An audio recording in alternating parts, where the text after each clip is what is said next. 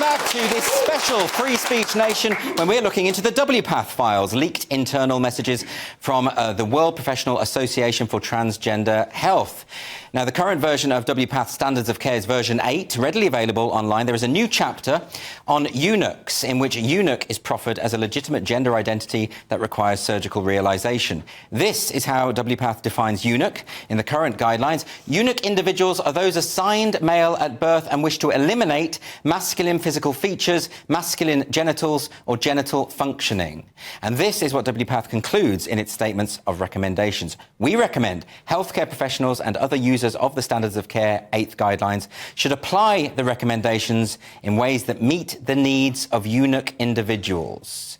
Now, in 2022, The Telegraph reported that NHS Scotland had uploaded a draft version of WPATH Standards of Care that contained this chapter on eunuchs to the official NHS website. But there's a further sinister element to this story that was uncovered by Genevieve Gluck for the Redux website, and I spoke to Genevieve earlier today, and this is how that discussion went.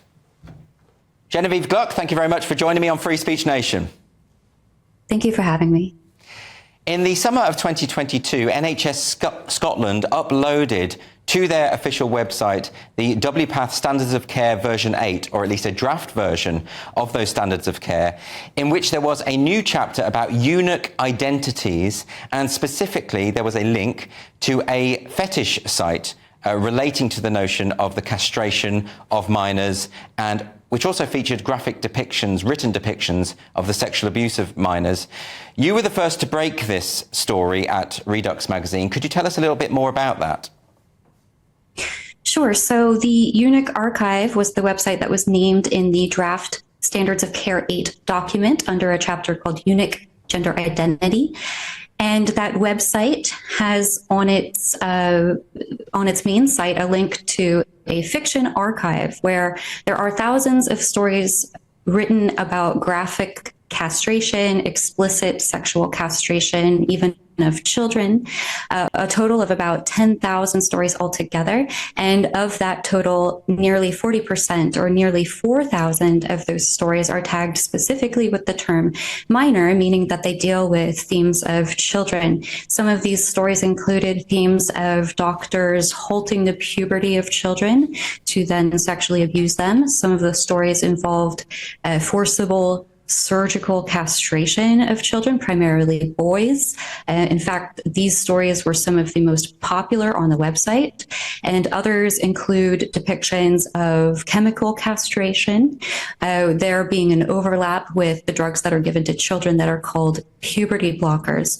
This website was started in 1998, but had previously been hosted on a body modification fetish website called BME. So it has been running for several decades now, and men who are anonymized are allowed to produce these stories that are shared on that website. So, Genevieve, I'm sure that if we had a representative of WPATH here, and we've tried our best to get one, they would say, but we did not link to those kinds of stories that you are describing, that's a separate website that you would have to go through the Eunuch Archive to get to. How would you respond to that? Within the draft SOC 8 document, it specifically names the fiction archive and refers to it, so they are aware of its existence. But in addition, certain academics involved with WPATH had been involved in this forum directly for decades. As well, WPATH has published research that was gathered from the opinions of these anonymous participants within this forum, again, writing stories that involve sexual abuse of children, getting their opinions through research, starting as early as 2009. One such paper was presented at a WPATH conference in Oslo, Norway. And then in 2010, the following year, the International Journal of Transgenderism, which is published by WPATH, then released that presentation in their publication.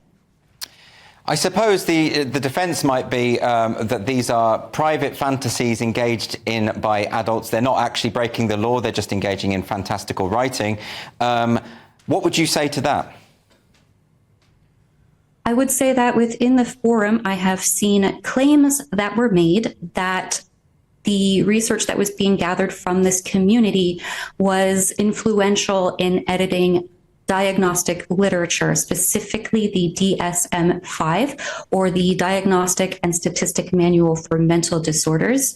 Now, the claims within this forum are that these men, because they are primarily men, were outsourced for their opinions on medical terminology.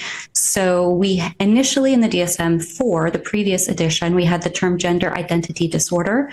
This was changed in the DSM-5 to gender dysphoria, and then there's a section added about gender dysphoria in children. Now, if these claims are true, I would think that would be quite damning that anonymous participants of a fetish forum had a hand in changing medical terminology, specifically in regards to the medical transitioning of children. So just to be absolutely clear, it is your contention that there are senior academics and clinicians who have a vested interest in the castration of children insofar as that they have a fetish relating to that subject, and that they are directly involved with the modification of policy at WPATH? Yes, that appears to be the case, and I believe that I've seen substantial evidence that that is the case. As well, within that forum, videos were being uploaded as pornographic content that involved castration and even what are euphemistically called MTF surgeries, or the transsexual surgeries. So this is very disturbing stuff. But I suppose WPATH might say, well, there might be some members who have these fetishes, but a lot of the people, a lot of the practitioners who are engaged in the transitional procedures with minors are not motivated by that. Do you have any thoughts on that?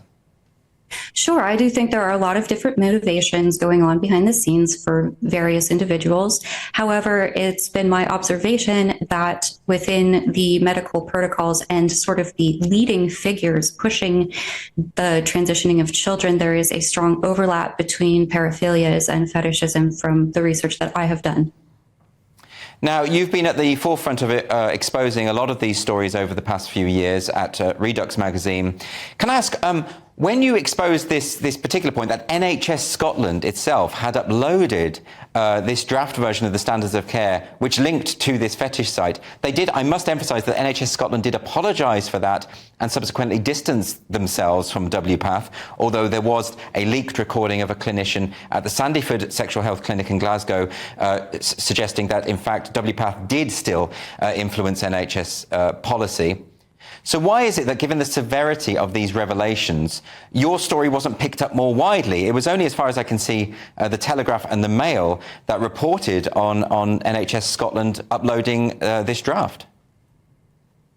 Well, I think there are a couple of reasons for that. The first being that the story is so grotesque that most people might not tend to believe it or dismiss it as the realm of a conspiracy theory, regardless of the evidence that we provided in our reports. I also think that there is a tendency to hope for the best in your medical professionals. You don't want to have this view that someone that you're trusting with your health or even the health of your child might be influenced by bad actors or even have a bad intention themselves. So, Genevieve Gluck, there's a lot to explore here, and I think it would be fantastic to have you back on the show in some time so that we can explore this a little further. Thank you ever so much for joining me. Thank you so much for discussing this issue with me. Now, I should add that GBNews has seen evidence of what Genevieve describes as a strong overlap between paraphilias and fetishists among some members of WPATH, but we want to be clear that this does not reflect WPATH as an organisation or its policies. And you can find more information about all of this from Genevieve's research, and more specifically about the Eunuch Archives, at redux.info. That's redux with 2 X's.info. Helen, can I get your reaction to that interview? Extraordinary journalism from Genevieve and Redux, I would say. And I would make a link back to something that Robin said earlier, which was in answer to your question about what is gender identity. So for Robin, it was male and female essences, which are souls. Some of us believe in souls and some of us don't, but there's no evidence about them. But I think Genevieve puts it much better, which is that there are many different reasons why people might seek to transition or why they might seek to push transition on others.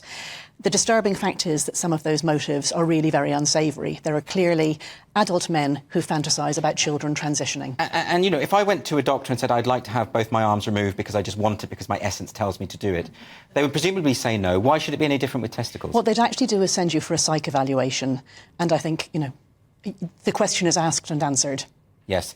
I want to ask you also, Helen, about something that Robin Moira White said earlier, and this was an allegation really towards you, that you had said every trans person is a huge problem in a sane world.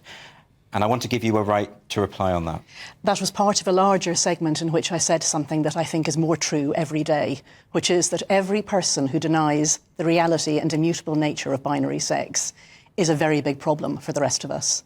So, right, so it's important that we clarify that you're not talking about people who just choose to identify a certain way and want to live their life in a certain way. It's the people who are trying to make the rest of us go along with their evidence-free and, in fact, false beliefs are the problem, yes, whether they identify as trans or not. I'm really glad we got to clear that up because I've seen a lot of people throw that accusation at you, and it's important that we... You only have to look at the context and it's clear to see. Absolutely. Thank you very much, Helen.